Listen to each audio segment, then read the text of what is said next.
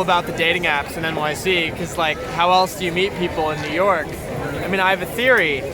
So you have Hinge, you have Bumble, you have Tinder, you have any of this stuff, right? Like, everybody has an individual profile and they get swiped left and right on. So these people who make the app actually hold data that is a theoretical rating of how hot you are that is made by the population of people who swipe on you, right? So the question becomes, is do they tier you by hotness on these dating apps? Like, that was the question I was asking. Because like, I was wondering, if you have somebody who gets swiped right on 90% of the time, and you have somebody who gets swiped right on 10% of the time, how likely are those people to see each other on the dating app? And my thought was, on Hinge, probably not so likely, because a lot of people I've spoken with seem to think that there's some data engineering going on Hinge. So, I had one guy tell me that they pair ugly people with ugly people, good-looking people with good-looking people. What do you think about that? That's the thought. That's exactly the thought here. Yeah. So, you said it's... Where are you from exactly? I'm from Connecticut. You're from Connecticut, so you're nearby anyway. Yeah. You said it's hard to meet... Would you say it's hard to meet people in New York? Honestly, no. I Why wouldn't. not? So, I mean, look, dude, look out here. Like, there's so many friendly people out here. But you just said that. How can you meet women other than through dating apps? Well, I mean, from like a dating perspective, I'd say I do tend to default to the dating apps, because if you get somebody to go on a date with you from one of those, you kind of already have the consent where like that person's interested enough in you to go on a date with you and you're interested enough in them. Then you go and you suss it out and you talk to them, and if you like them as a person, then maybe you can date. So, whereas like, it's kind of tough if you're going out to a bar always to meet someone necessarily, because everybody has their guard up, right? People are out there and they're just like, I'm with my crew, and they put up a wall and they say, your crew can't mingle with my crew. So, I mean, what do you think about like meeting people through, like, let's say social circles, like mutual friends? That works. That works for sure. Yeah. That's another way. Like, friends of friends is a very real thing too. And I'd say that's another popular way to actually meet people and start dating. Personally, I feel like most of the girls I've dated in New York, though, have been from Hinge, actually. So you said that you're making videos. Are you still making videos?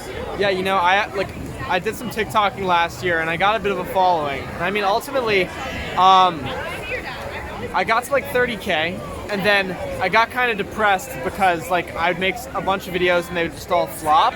And you need to be really resilient if you're making content to not caring about whether it gets views, and you really need to make it for yourself. And like, I think part of the issue was like I always have this expectation for getting views and stuff, and like I shouldn't have that. If I'm going to make content, I should just do it for me.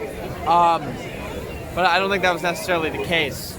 But I'm trying to start back up. I mean, what I really care about most is music, and like, ideally I would make a living doing that, but I'm in this weird place where I'm working a job. I've been dealing with some health issues that are like kind of taking up my other time, and so it's been tough to find time to do the music stuff. So yeah. So how would you describe the content you already have up? Would it be comedy or music? Or? Yeah, it's comedy, and then like a couple, none of the music stuff's taken off, but I haven't posted much music at all. So I'm like, I wanted to really start trying to like produce my own songs, because I think if you can produce like a concrete unit, like a song, and you're good at like working with trends and stuff, chances are you're gonna succeed. You just have to keep on trying, you know? So you said that it's easy to make friends in New York. Yeah. Would you say that there's people who are lonely in New York, or no? Oh, for sure, man. I mean, I myself, I get lonely sometimes, but I mean, like, I don't have to be. It's just like you can get stuck in a certain mindset, like with the health issues and stuff I've been dealing with. Like, I kind of tend to work from home most of the time, and that's not great for getting out and socializing. So it's kind of good. I was just with some friends out here. Would you say it's harder to make friends in Connecticut or in New York? Definitely way harder in Connecticut. Really? Yeah. You think so? This is like, Connecticut is a residential area where you can't really meet people. Like New York, you got everybody out trying to meet everyone. It's sick. Yeah. Do you have any advice for people moving to New York and trying to establish themselves socially here? Socially? Yeah. I mean, that's tough. Because there's a lot of people who are struggling, believe it or not. I mean, you're doing well for yourself, but there's a lot of people who, sometimes you see them here, they're walking around here by themselves, or they look lost, you know what I mean? Yeah, I mean, well, ironically, I come here sometimes by myself too, just to like meet random people because it's fun. But if you move here and you don't know anybody, I gotta say, damn, that's tough. Because I mean, the social circles here, it's very much a place where you move here after having gone to college with a friend group. and then like that's how you get keyed into stuff.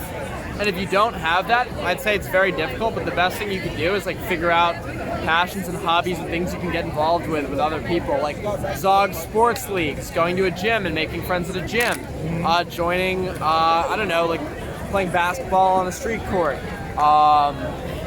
going out, meeting people in these parks and stuff. I don't know, people like you exchange information and stuff, you can hang out with some more people. Who knows, maybe a relationship builds over time. Like, that's how you do it, I feel like. Now, you talked about health. Yeah? Do you have any health advice for us? How can we take better care of our bodies so that we don't have to deal with health problems? Dude, I mean, personally, the issues I've been having is I've been having like tons of back and neck pain from kind of years of studying hard and being hunched over a computer. And if I had just like, one, I didn't understand like what having good neck posture was. If I was able to focus on that, maybe I wouldn't be in this place now. Other thing is like stretching every day. Like, I don't have the patience to do that, and if I did, I wouldn't be here now. So stretching every day is usually important. Now, do you want to plug your social media? Sure. It's ITS_Zander_J. If you want to follow me, I love you. And yeah. Links are to your TikTok and everything is there? Yeah, I think it's literally all under the same username. Same username? I've been thinking about picking up and starting over again on TikTok though, because it kind of scares me the niching thing, right? Like, I feel like people want to know you for one exact thing. They want to know what each tile on your profile looks like. Like, you have to like niche down on a topic to get a following, and that pisses me off. Like, I wish I could make whatever video I want and for it to go viral, but like, it's like, no, you have to have every video look the same and like do the same shit a million times, and then people start like getting to follow you. Shout out to my family for always supporting me. I'm damn lucky to have the family I have and the friends who've been there for me throughout thick and thin.